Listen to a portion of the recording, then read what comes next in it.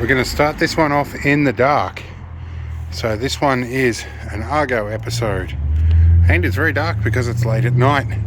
I've just got word at about 10 o'clock at night that I can drop this Argo, this 8-wheel drive amphibious vehicle, I can drop it off to the plumbers at 8 o'clock in the morning to get the hole puncture repaired.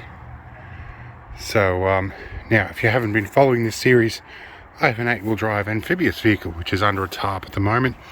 It's an Argo.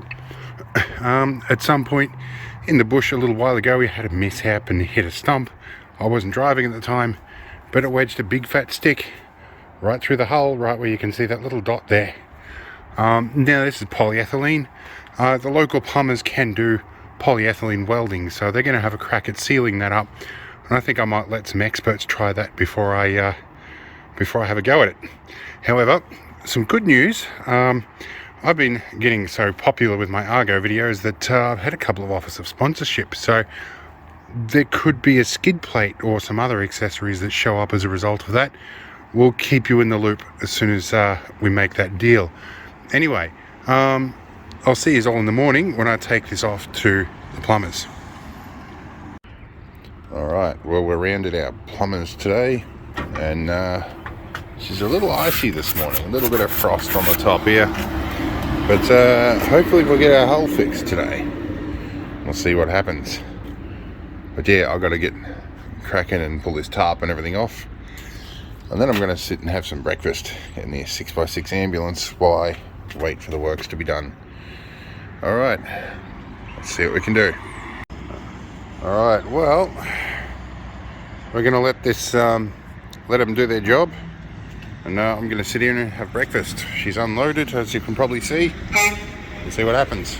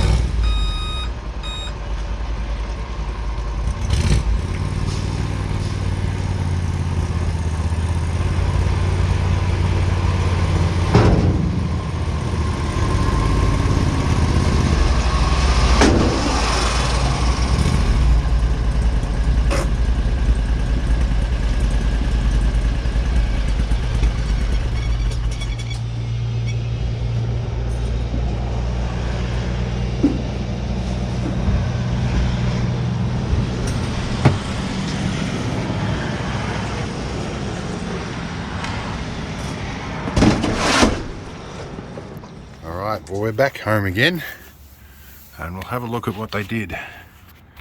So, it's not the prettiest job, but that doesn't worry me. It's certainly solid, and looks like it's well bonded on there. This little tag here, I'll probably just shave that off with a pair of flush cutters a little bit. But otherwise, it looks like it's on pretty well. This little bit, there's a bit of a snag down here. Again, I can clean that up. Because if I'm reversing, that will snag on stuff. But yeah, look, it looks like a fairly robust job anyway, and I think my skid plate will probably still fit it, which is nice. Well, when I get a skid plate anyway, I'm working on that, because yeah, this one didn't come with one, and yeah, there have been some arguments about in the Argo ATV Owners International group that I am part of. Everybody's like, don't they all come with them? Well, this one didn't. This is a very base model, and it was already expensive enough for my budget at the time. Much like the winch, as you can see, the fair lead here has probably seen better days. But anyway, so I'll either engineer something, or we'll find a skid plate, or I'll make some sort of frontal protection here. Anyway, hopefully I won't sink with that. And that was done for about 80 bucks, which when I look at like a tube of Sikaflex being nearly 40 bucks here, by the time I get everything I need to do that, I'm well over 80 bucks, and I'd probably do a worse job. So in this case, it's probably value for money. I'm pretty happy with that. So you guys can everybody keeps asking me, did I fix the hole in the hull yet? Even the dealer that I bought this from is like, hey, did you fix that hole yet? So yeah, it's going to be interesting. But yeah, it sounds like my dealer might be getting hold of me with some other stuff too, so you might be hearing from him on these videos soon. I don't know how that's going to go, but well, I'll have some more phone calls in the future. Anyway, I am altogether too tired this morning. Haven't had a lot of sleep lately. A lot of things have been happening in life, so that's why things are being a little bit slow. Next thing to happen is I do have a few more repairs to do with that. I've got to fix the vinyl in the floor. I've got to finish doing the cable control vents in the front. We've got an oil change and probably diff oils to do at some point too. The 4x4's got to have all of that stuff. The 4x4 Parenti, it's got to have oil change and diff and gearbox oil and all that as well. I'm going to be spending quite a bit of money on oil in the very near future.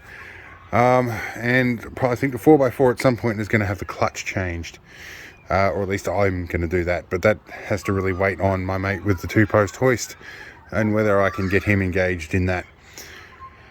So lots of stuff to be done, lots of repairs, and I'm going to be busy for a while with limited energy, but yeah. Anyway, this is the 8x8 hull for the Argo is repaired. And yeah, that's about it. That's a quick update. Pity it's not a really instructional video on how to do it. I got lazy this time. I've got money, I don't have energy at this point, so that's how I fixed it. I threw money at the problem. Can't always afford to do that. So yeah, well, I'll end my rambling. We'll see you in the next video. I hope you had fun, and we'll be back with another one very soon.